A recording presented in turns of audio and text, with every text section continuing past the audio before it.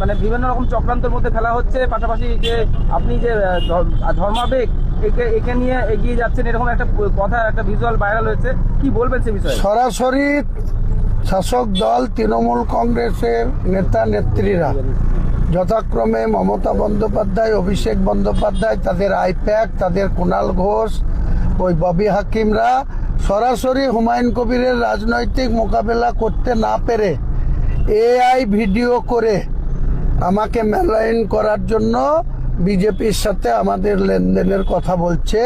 আমি চ্যালেঞ্জ করছি আপনাদের মাধ্যমে মমতা ব্যানার্জি, অভিষেক ব্যানার্জি, ববি হাকিম আর কুণাল ঘোষকে, এটা যদি প্রমাণ দিতে পারে, 1000 কোটি তো দূরের কথা, 1 কোটি টাকার কোনো লেনদেনের যদি প্রমাণ করতে পারে, তাহলে আমি রাজনীতির ময়দান থেকে সরে আসব, মানুষের কাছে ভোট চাইব না। আর যদি না প্রমাণ করতে পারে, 4 জনের বিরুদ্ধে হাইকোর্টে মামলা করব, উপযুক্ত সাজা দেয়া করাবো।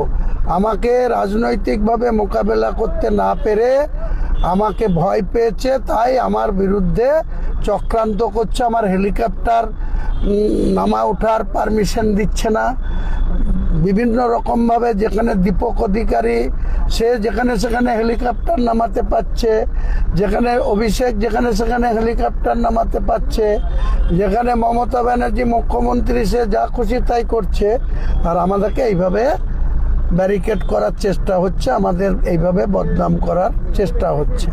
আমরা দায়িত্ব নিয়ে বলছি, আমি কোনো লোকের সঙ্গে কোনো যোগসাজশে নেই। ওটা এআই ভিডিও করে আমাকে মেলাইন করার জন্য তৃণমূল কংগ্রেস করেছে। দাদা